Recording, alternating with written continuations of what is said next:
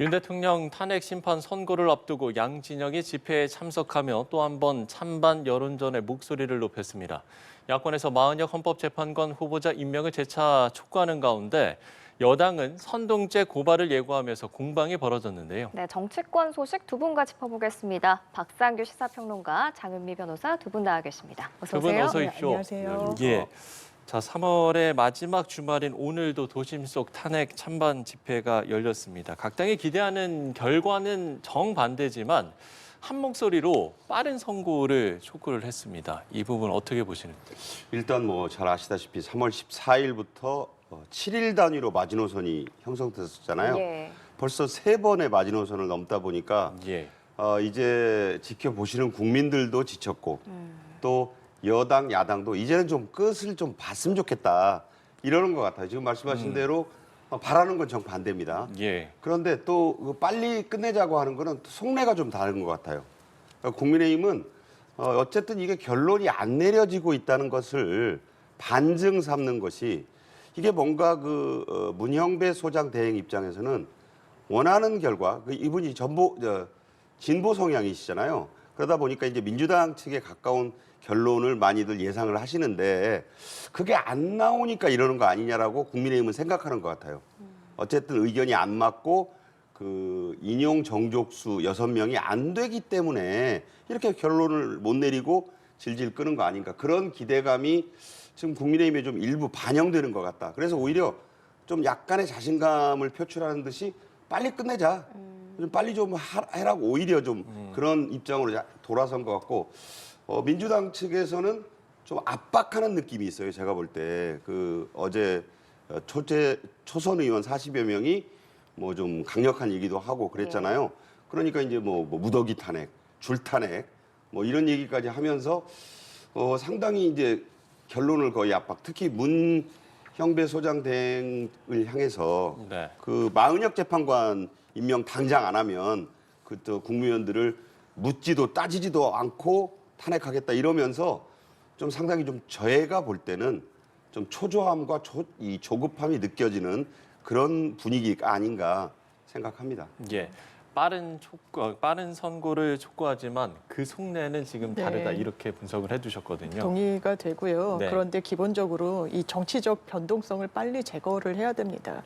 지금 헌법재판소는 올바른 결론에 이르러야 되는 책무도 있지만요. 이걸 조기에 빨리 해줘야 되는 책무도 있습니다. 정영식 주심 재판관이 이야기했듯이 이 부분은 어떤 사건보다도 먼저 돼야 돼요. 왜냐하면 피청구인의 지위가 그렇습니다. 헌법 수호의 관점에서 그리고 그 지위상 윤석열 대통령보다 더 높은 지위에 있다고 판단되는 사람은 없습니다. 그리고 그 여파를 국민들이 지금 수개월째 견뎌내고 있는 상황이에요. 헌재에서 숙고하고 수기하는 거 필요하다는 거 국민들도 압니다. 하지만 너무 지체되고 있는 부분이 있죠. 그게 단순히 정치적 유동성, 변동성이 유지되는 부분에 그치나요? 아니요. 경제 하방 리스크로도 이어지고 있습니다. 그리고 각각의 이 미국에 대응하고 있는데 기업들이 그냥 나서고 있죠. 왜냐하면 정부가 공백이니까요. 그게 박근혜 전 대통령 탄핵 시즌에도 그랬었습니다. 당신네 나라에는 대통령이 없고 대행만 있으니 우리는 카운터 파트너가 없다. 이게 대한민국 국익에 도움이 됩니까? 안 됩니까? 이런 부분과 관련해서 조속한 판단이 나와야 된다. 그리고 올바른 판단이 나와야 된다라고 말씀드리고 싶습니다. 예, 오늘 그 집회에서는 서로를 향한 날선 발언들도 나왔습니다. 좀 짚어보면 여당은 민주당의 행정부 기능을 마비시킨다면서 북한과 다를 게 없다 이렇게 비판을 했고 야당은 탄핵 기각된 제2의 계엄이 예상된다고 목소리를 높였는데 좀 탄핵 선고를 앞두고 양쪽 다 발언이 격화되는 모습이에요. 발언의 격화는 뭐 당연한 것 같고요. 그만큼 양측이 지금 초조하기도 하고 이제 뭐 정치를 언제까지나 이렇게 상실 상태로 놔둘 거냐. 헌재만 바라본 지가 벌써 이렇게 오래됐잖아요. 예. 나와도 벌써 나왔어야 될 결론이 안 나오니까. 그래서 제가 아까도 말씀드렸다시피 한덕수 대행의 경우에는 시쳇말로 기각 잉크도 지금 안 마른 것 같은데 재탄핵 얘기를 하면서 하는 김에 그냥 최상목 경제부총리까지 하고 나아가서 초선 의원들의 입장은 아까 얘기했잖아요. 묻지도 따지지도 않고 마은혁 후보자를 임명하지 않으면 당장 다음 주 월요일, 화요일에 국회 본회의 일정을 잡아서 그냥 줄탄핵을 하겠다고 하고 있어요. 물론 이 부분은 이재명 대표 등 지도부의 그 조율이 끝난 상태는 아니에요. 초선 의원들의 주장이긴 하지만 저 목소리가 과연 이 대표의 의중이 반영이 안 됐겠느냐 그런 생각을 해볼 수가 있어요. 그런데 그렇게 되면 지금 현재 6명의 국무위원이 탄핵이 되면 근데 지금 민주당은 이미 헌재로부터도 그 정족수를 151명으로 총리 이하 어떤 강요도 151명 이상이면 할 수 있잖아요. 민주당 단독으로 할 수 있습니다. 그러면 5명, 6명까지만 국무위원이 탄핵이 되면 이 국무회의 자체를 열 수가 없어요. 그럼 법률 공포도 제의 요구도 정부에서는 할 사람이 없는 거예요. 그럼 마음대로 법을 만들어서 우원식 국회의장이 공포하면 그게 법이 되는 상황이 가능하거든요, 이게. 그래서 저 이것은 지금 아까 조금 이따 얘기하겠습니다만 뭐 내란 선동이라는 얘기를 하면서 국민의힘이 지금 거세게 반발하고 있지 않습니까? 그런 분위기이기 때문에 이게 정치가 실종된 상태에서 이렇게 그 힘을 앞세운 이 일종의 겁박 정치가 되면은 그걸 또 국민의힘은 또 내란 선동이라고 받아치고 있고 바라보는 국민들 입장에서는 정말 불안하고 이 어려운 시기에 지금 미국과의 통상협상도 관세 지금 4월 3일부터 물린다고 하지 지금 이런 상황에서 대행, 대대행, 대대대행까지 탄핵하겠다고 한다는 것은 물론 아직은 으름장 차원이겠지만 대단히 우려스러운 상황이라고 말씀드립니다. 예, 말씀 주신 이 민주당의 줄탄핵 얘기는 저희가 뒤에서 더 다뤄보기로 하고요. 이렇게 탄핵 선고일이 예상보다 계속 미뤄지다 보니까 여야 모두 발언이 좀 거칠어지는 것 같아요. 그렇죠. 그러면 이제 민주당에서 이야기하는 거는 탄핵이 기각되면 제2의 계엄이다 이렇게 이야기하지 않습니까? 그런데 좀 더 원론적으로 들어가서 지금 윤석열 대통령이 일으킨 이 계엄이라는 건 보수 가치를 실현하는 게 아닙니다. 완전 반보수적이에요. 이를테면 보수 스피커로 이렇게 임하시는 분들이 계시죠. 조갑재 대표 이렇게 이야기합니다. 윤석열 대통령이 일으킨 계엄이란 건 민주공화국에 대한 반동이라고 평가하고 있어요. 김진 전 중앙일보 논설위원 같은 분은 만약에 윤석열 대통령이 복귀하게 되면 민중항쟁이 일어날 거라고 얘기합니다. 이 불안정성과 관련해서 어떻게 감내를 할 수 있겠습니까? 만약에 복귀가 되면 헌법재판소가 윤석열 대통령한테 이런 행태를, 이런 계엄을 해도 된다라는 사실상의 면죄부를 넘어서 면허증을 교부하는 셈입니다. 이게 대한민국에 도움이 됩니까? 그걸 떠나서 대한민국이 온전히 존립할 수 있겠습니까? 이런 상황 속에서 이런 부분에 대한 문제의식이 당연히 헌재에도 있을 거라고 생각하고 저는 지체되는 가운데 인용이냐 기각이냐에 대해서는 이론이 크지 않을 거라고 생각합니다. 평생을 법관으로 지내고 헌법에 대해서 숙의하고 숙고하는 걸 업으로 하신 분들이 이 부분과 관련해서 헌법적으로 허용된다라는 판단을 내린다는 걸 저도 그냥 법조인의 한 사람으로서는 상상조차 하기가 어려운 상황인 것 같습니다. 네. 그런가 하면 이제 탄핵 선고일이 잡히지 않다 보니까 뭐 4월 18일 그러니까 문영배 이미선 재판관의 임기 종료시까지도 뭐 선고가 되지 않는 게 아니냐 뭐 이런 이제 전망들도 나오는 것 같고요. 지금 5개 야당은 만약에 그때까지도 탄핵 심판 선고가 내려지지 않으면 헌법재판소법을 개정하자. 이런 이제 주장이 나왔습니다. 그러니까 이제 후임이 임명되지 않은 재판관의 임기를 계속하도록 하자라는 이런 취지인데 이 취지는 좀 어떻게 보세요?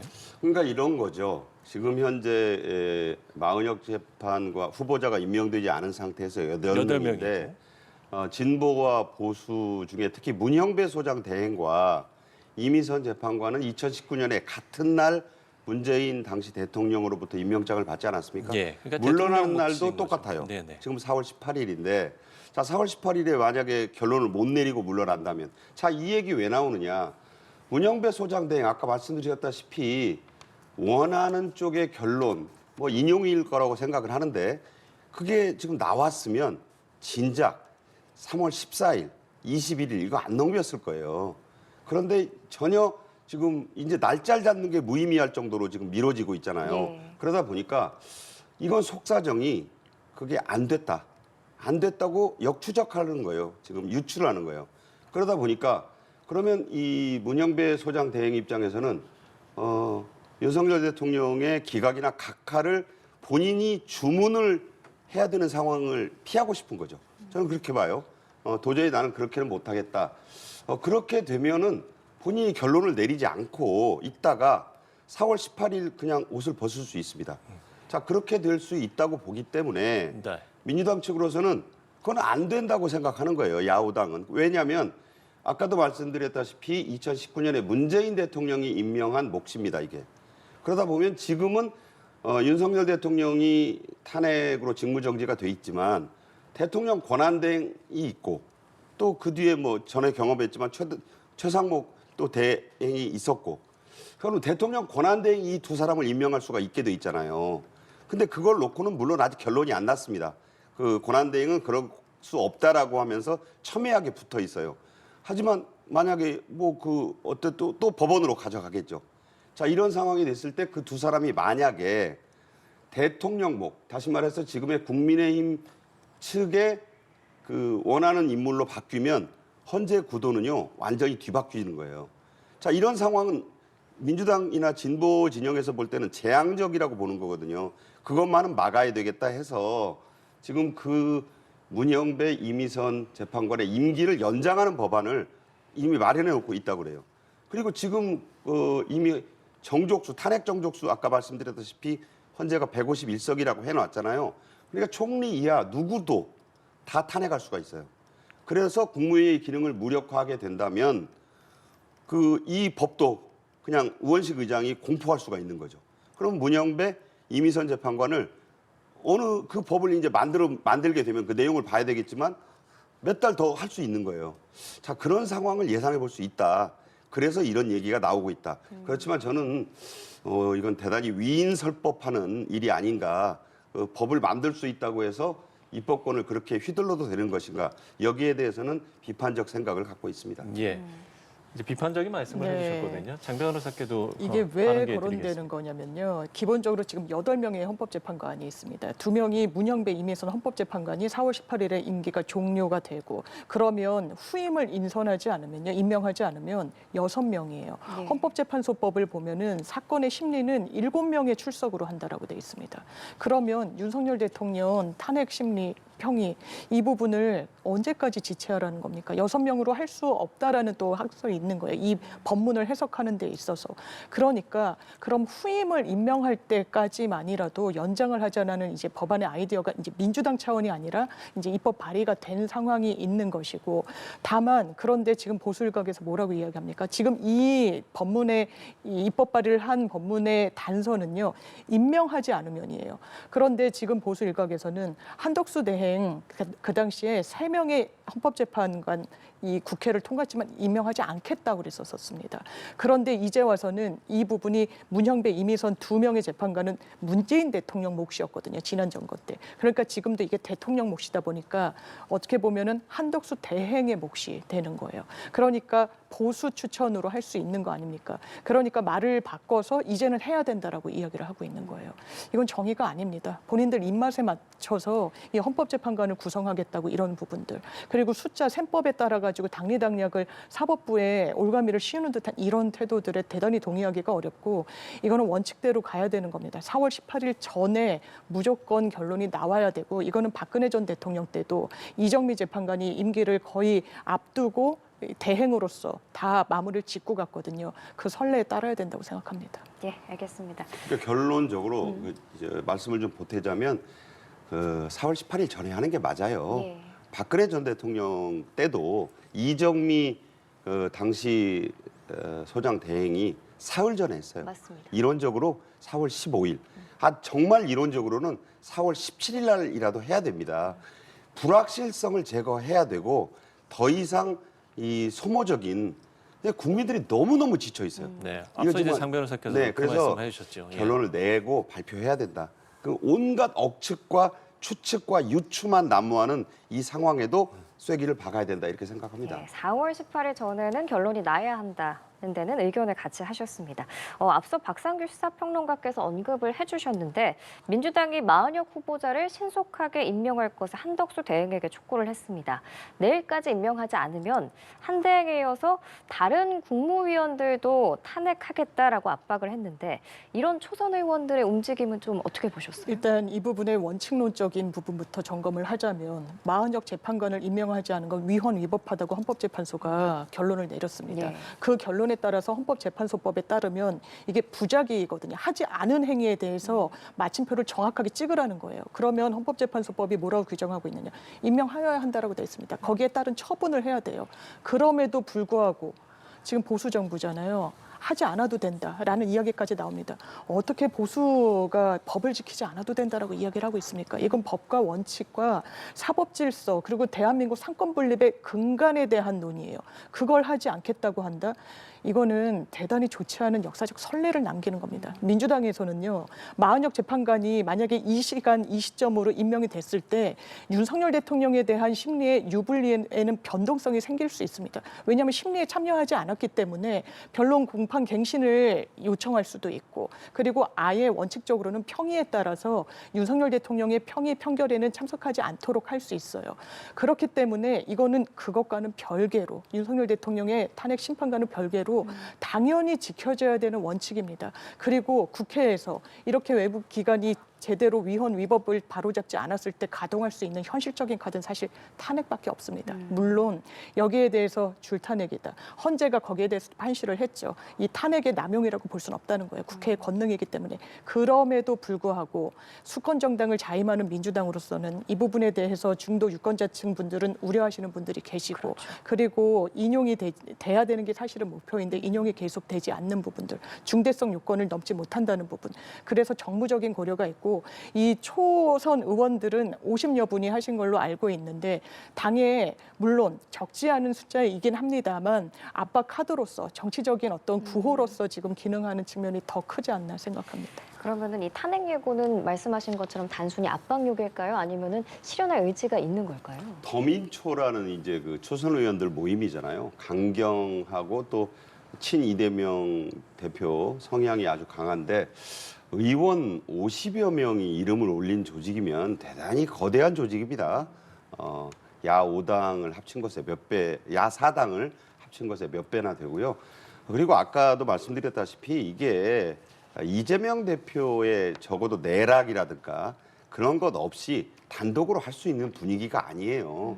그러니까 물론 이재명 대표는 지금 고향인 안동부터 시작해서 산불 현장 또 뭐 천안함 그 추모 행사 대전 현충원의 서해 기념의 날 이런 쪽으로 지방을 돌면서 이제 그 여러 가지 민생을 챙기고 안보를 챙기는 모습을 보여주시는데 그러는 사이에 서울에서 이제 그 지금 이 민주당 초선 의원들이 이걸 얘기했는데 예. 저는 그 발표 문구에서 대단히 경악스러운 부분을 발견했던 것이 묻지도 따지지도 않고 뭐 우리 그 시쳇말로 아무따 아니겠습니까? 그냥 하겠다. 그 전에 이제 김민석 최고위원이 그런 말 했잖아요. 따박따박 탄핵한다고 그랬고 또 노종면 의원 같은 경우에는 그 김어준 씨 유튜브에 나가가지고 5명 탄핵을 얘기했었어요. 작년 12월 23일입니다. 날짜도 기억이 나네요. 왜 그랬냐? 그때 경악했어요. 아니 무슨 국무위원을 5명을 탄핵한다고? 지금 와서 보니 다 준비가 돼 있다는 생각이 들어요. 지금 그 얘기는 무슨 얘기냐? 하나하나 하자니 이게 귀찮고 시간도 많이 걸리니까 그냥 일거에 5명을 하게 되면 이게 아까 말씀드렸다시피 국무회의를 개의할 수 없는 수준이에요. 그렇게 탄핵할 수 있어요. 지금 민주당은. 그냥 뭐 국회 열어달라. 뭐 거칠 것이 없잖아요. 그냥 일방적으로 할 수 있습니다. 그렇게 됐을 때 자 그러면 국민들이 그 민주당을 지지하는 분들도 있지만 나라를 걱정하는 분들도 있을 거 아니에요. 중도도 있고 이런 분들이 볼 때 자 지금 저 정도의 위력으로 모든 걸 다 할 수 있는 민주당이 대통령직까지 가져가면 무슨 일이 앞으로 일어날 것인가에 대한 당연한 생각들을 해보시리라고 생각해요. 예. 그게 속마음이 아무리 그렇다 하더라도 이 줄탄핵도 아니고 무슨 그 5명, 6명까지 한꺼번에 할 수 있고 묻지도 따지지도 않겠다. 굉장히 섬뜩한 말들이에요. 민주공화국은요. 삼권 분립의 원칙이 분명히 있는 겁니다. 균형과 견제가 있어야 돼요. 너무 이게 그래서 그런 얘기 당장 나오지 않습니까? 입법 뭐 의회 독재다. 국회 쿠데타다. 뭐 그걸 돌려주는 말도 있어요. 국회 내란을 하려는 거냐. 그런 상황을 예상할 수 있는 충분히 오해를 줄 수 있는 행동이에요. 물론 이게 아직 민주당 지도부가 공식 확인해 주진 않았어요. 그러나 그 얘기를 꺼내고 본회의를 열자는 말이 나오는 순간 아 이것은 민주당의 곧 당론이 될 수 있겠다. 이런 생각을 하는 거예요. 예. 그러니까 지금 국민의힘이 70여 명의 의원들이 지금 고발을 지금 하잖아요. 자, 예고를 한 나는 상황이죠. 이게 너무 이렇게 가서는 안 된다. 예. 이런 걱정을 합니다. 알겠습니다. 자, 짧게 반론 듣고 하나 마무리 예, 짓겠습니다. 기본적으로 묻지도 따지지도 않고 뭐 그 부분이 불편하셨다는 건 뭐 이해가 됩니다만 마은혁 재판관을 임명하지 않는 건 위헌 위법하고 계속 탄핵을 하고 직무집행이 정지됐을 때 후순위로 넘어가면은 그 부분과 관련해서 사유를 더 이상 살펴볼 필요도 없다라는 점을 이 비교적 좀 축약해서 이야기를 해서 그렇지 이 부분의 절차적인 거는 오히려 정당성이 있는 부분이 있고 다만 정무적으로 고려할 부분이 남아 있다는 부분에는 저는 이제 동의가 되는 부분이 있습니다. 예, 알겠습니다. 두 분과 함께 정치권 소식 짚어봤습니다. 박상규 시사평론가 장윤미 변호사와 이야기 나눠봤습니다. 좋은 말씀 고맙습니다. 감사합니다.